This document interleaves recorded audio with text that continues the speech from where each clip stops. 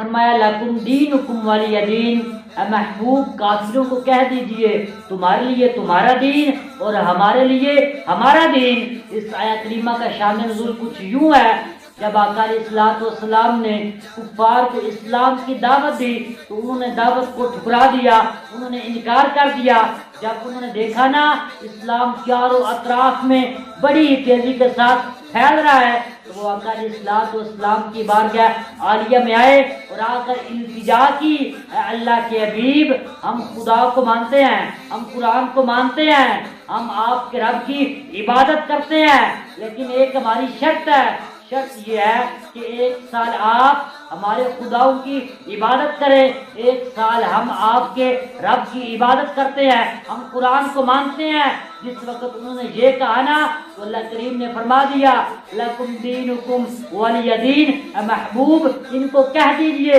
تمہارے لیے تمہارا دین اور ہمارے لیے ہمارا دین۔ ان سے کہہ دیجئے لا اعبد ما تعبدون، جس کی میں عبادت کرتا ہوں اس کی تم عبادت نہیں کرتے، ولا انتم عابدون ما اعبد، جس کی تم عبادت کرتے ہو اس کی میں عبادت نہیں کرتا۔ ایک بات یہاں پر بڑی قابل توجہ ہے، دیکھیں کافروں نے کیا کہا تھا، ہم خدا کو مانتے ہیں، ہم قرآن کو مانتے ہیں، ہم عبادت کرتے ہیں، لیکن ایک شرط ہے آپ ہماری عبادت گاہوں میں آئیں، آپ ہمارے بتوں کی عبادت کریں۔ تو اللہ نے کیا فرمایا، محبوب آپ ان کے خداؤں کی عبادت نہیں کریں گے، آپ ان کے بت خانے میں نہیں جائیں گے۔ اصل میں جو حکم ہے نا یہاں پر وہ امت کے لیے ہے، امت کے لیے یہاں پر تعلیم ہے، اس میں سبق ہے۔ سبق یہ ہے کہ غیروں کی عبادت گاہوں میں نہیں جانا۔ جب اللہ نے کہہ دیا، جب اللہ نے فرما دیا لا تکم فی عبدا لکم دینکم ولی دین، تو پھر چاہیے تو یہ تھا نا کہ ہم غیروں کی عبادت گاہوں میں نہ جاتے، لیکن ہمارے یہاں کچھ ایسے ہیں جن کو بڑا شوق ہوتا ہے کہ جی ہم غیروں کی عبادت گاہوں میں جائیں گے اور جا کر ان کو اپنا گرویدہ بنائیں گے، ان کو قرآن کی طرف لائیں گے۔ اچھی سوچ ہے، لیکن ان کی عبادت گاہوں میں جانا یہ جائز نہیں ہے۔ جب یہاں سے جاتے ہیں تو بڑا کہتے ہیں ہم ان کو گرویدہ بنائیں گے، وہ ہم سے راضی ہوں گے۔ اللہ کے بندو اللہ کیا فرما رہا ہے، وَلَن تَرْضَىٰ عَنْكَ الْيَهُودُ وَلَا النَّصَارَىٰ حَتَّىٰ تَتَّبِعَ مِلَّتَهُمْ، تم جو مرضی کر لو، تم ان کی عبادت گاہوں میں جانا چاہتے ہو جاؤ، لیکن وہ تم سے راضی نہیں ہو سکتے۔ جب یہاں سے جاتے ہیں تو کہتے ہیں ہم ان کو کیا کریں گے، اپنا گرویدہ بنائیں گے، لیکن جب وہاں سے لوٹتے ہیں تو ان کا گرویدہ بن کر لوٹتے ہیں، اپنی دنیا اور آخرت تباہ کر کے لوٹتے ہیں۔ تو پتہ چلا جو اللہ نے قانون بنایا ہے وہی ٹھیک ہے، اگر ہم اس پر عمل کریں گے اس کو فالو کریں گے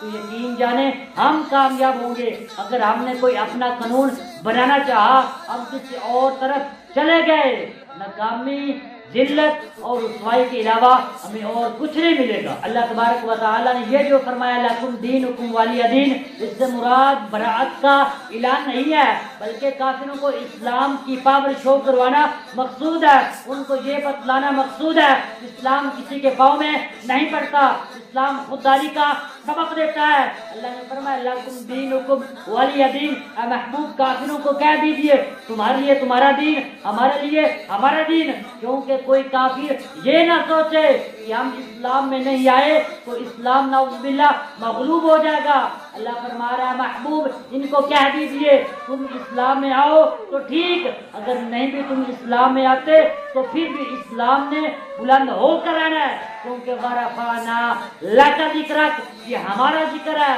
اور ہم اس کو بلند کر کے رہیں گے۔ دیکھ لینا جو لوگ اسلام کا راستہ روکتے تھے آج ان کا نام لینے والا بھی کوئی نہیں ہے۔ اسلام کل بھی زندہ تھا، اسلام آج بھی زندہ ہے۔ لکم دینکم ولی دین، ہمارے علماء کرام نے اس آیت کریمہ کو ہی موضوع سخن بناتے ہوئے دو قومی نظریے کی بنیاد رکھی، اور جو ہمارے مسلمان بھائی غفلت کی نیند میں سو رہے تھے ان کو اٹھایا، ان کو اپنے ساتھ ملایا، ان کو بتایا مسلمان جو ہے وہ انگریز کی غلامی نہیں کر سکتے، جو مسلمان ہے انگریز کے پھینکے ہوئے ٹکڑوں پر نہیں پلتے۔ اگر مسلمان کسی کی غلامی کرتا ہے یا وہ اللہ کی کرتا ہے یا اللہ کے حبیب کی کرتا ہے۔ جب علماء کرام نے جد و جہد کیا اور اللہ کریم نے فضل و کرم فرمایا اور علماء کرام نے لوگوں کو دین کی شان و شوکت کے بارے میں سمجھایا، جہاد کی فضیلت کے بارے میں بتایا، تو اللہ کریم نے ان کے اندر ایسا جذبہ ایمانی پیدا کیا، اللہ کریم نے ان کے اندر جہاد کا ایسا شوق پیدا کیا، انہوں نے علی الاعلان کہا جان جاتی ہے تو جائے، مال جاتا ہے تو جائے، اولاد جاتی ہے تو جائے، گھر جاتا ہے تو جائے، کاروبار جاتا ہے تو جائے، ہمیں کسی چیز کی کوئی پرواہ نہیں ہے، ہمیں کسی چیز کی پرواہ ہے تو وہ یہ ہے کہ ہمارا رب اور رب کا رسول ہم سے ناراض نہ ہو جائے۔ ہمارا بھی تو کچھ حق بنتا تھا نا، ہم ان کے مشن کو آگے لے کر چلتے، لیکن ہم نے ان کے مشن کو پس پشت پھینک دیا۔ مجھے بتائے ان لوگوں نے جو قربانیاں دی تھی کیا اس لیے دی تھی یہاں پر سود کا نظام رائج کیا جائے، ارجانی فحاشی بے حیائی کے اڈے کھولے جائیں، آئے دن آقا علیہ الصلوۃ والسلام کے نمود پر حملہ کیا جائے؟ وہ پاکستان تو بنا تھا لا الہ الا اللہ کے لیے، پاکستان کی بنیادیں جو تھی وہ مسلمانوں کے خون پر رکھی گئی، تو پھر چاہیے تو یہ تھا نا یہاں پر جو قانون لاگو کیا جاتا وہ قرآن کا لاگو کیا جاتا، نہ ہی انگریز کا یہاں پر قانون لاگو کیا جاتا۔ اللہ شریف نے ہم پر بہت بڑا احسان کیا ہے، اللہ وحدہ لا شریک نے ہم پر بہت بڑا انعام کیا ہے، اللہ وحدہ لا شریک نے ہمیں یہ خطہ عطا کیا ہے، تو پھر چاہیے تو یہ تھا نا کہ ہم اللہ کریم کا شکر ادا کرتے۔ یا اللہ اگر کوئی قوم تیرا شکر ادا کرے، کیونکہ ہم لالچی لوگ ہیں، یا اللہ اگر کوئی قوم تیرا شکر ادا کرے تو اس کو انعام کیا ملتا ہے؟ اللہ فرما رہا لئن شکرتم لازیدنکم، اے میرے بندو تم میں سے اگر کوئی میرا شکر ادا کرتا ہے لازیدنکم، تو جو میں نے اس پر انعام کیا ہے اس انعام میں اضافہ فرما دیتا ہوں۔ یا اللہ تیرا شکر کیسے ادا کرے؟ اللہ کریم ارشاد فرما رہا نماز قائم کرو، زکوٰۃ ادا کرو، اچھے کام کا حکم دو اور خود بھی اچھا کام کرو، لوگوں کو شیطان کے راستے سے روکو اور خود بھی شیطان کے راستے سے رک کر رہو، اور رحمان کے راستے کی طرف خود بھی چلو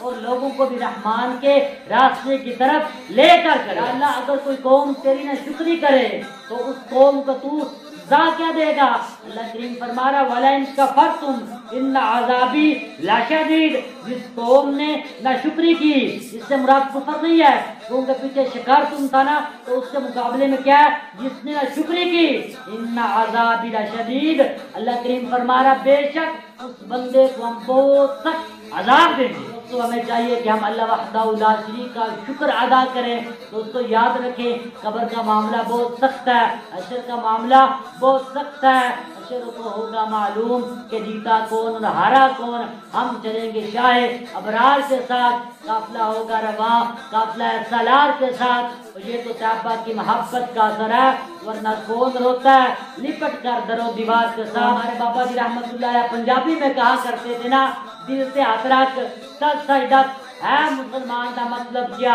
جس کے نبی نے سینے وچ وت راز ایمان دا مطلب کیا، وت ہندوستانی ٹھیک آسی اس نے نقصان دا مطلب کیا، اور جسے پاک نبی دی عزت نہیں دس اس پاکستان دا مطلب کیا۔